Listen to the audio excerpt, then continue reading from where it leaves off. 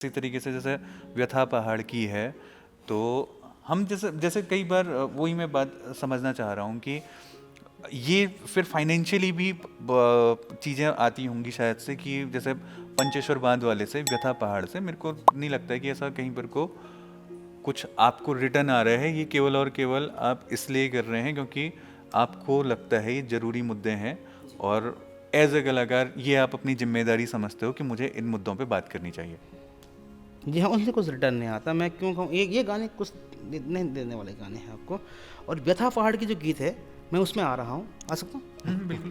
क्योंकि जब एक दफ़ा मैंने कहा चलो उत्तराखंड पूरा एक बार भ्रमण कर लेते हैं। मैं उत्तरकाशी से हमने शुरू किया था, लगभग हम वहाँ तक धारचूला तक गए ना। तो जो चीज़ मैंने देखी कि जो कंस्ट्रक्शन हो रहा है, रोडें बन रही हैं, जो उनका जो मलबा है वो सीधा बड़ी नदियों में जा रहा है। वो जो बड़ी नदी है वो छोटी नदी का आकार ले रही है ना, और जो छोटी नदी है वो तो धारे का आकार ले रही है, और जो धारा है वो तो विलुप्त हो जा रहा है, और नौला धारे सब मतलब विलुप्त उन्हें कह सकते हैं आप, कहीं कहाँ पता नहीं कहाँ पाताल लोक चले जा रहे हों। और जो जो गांव में जो महिलाएं रहती हैं, जो जंगल जाया करती थी, जाती हैं अपने मवेशियों के लिए चारा लेने के लिए, घास लेने के लिए, काटने के जो भी है, तो उनके रास्ते बंद हो रहे हैं गाँव के। और जो गाँव के जो मवेशी चरने जाते हैं जंगलों में, उनके रास्ते बंद हो रहे हैं। तो भाई गाँव में कोई रहेगा क्यों?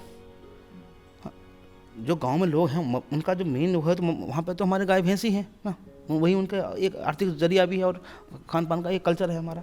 अब वो कल्चर पे हमला है ना, तो हमने कहा इस पे गीत बनाया जाए, तो देखा जाए इसमें क्या लिखा जाए। तो व्यथा पहाड़ के तब हमने कई लोगों को भी ये भी कहा भाई आप कर रहे हैं ठीक है, लेकिन मैं विकास का विरोधी नहीं हूँ, लेकिन मेरा ये मानना है कि भाई विकास हो, लेकिन ना एक बैलेंस विकास हो। किस तरीके से होना, जब ये पूरी प्लानिंग के साथ हो ना। आपने आए मतलब आए, हम तो आए भाई झंडे गाड़ देंगे बस, क्या है हम दिखाते हैं तो मैं क्या होता है ना विकास। तो ये वाली जो धारणा है ना, ये बदलनी चाहिए हमने ना।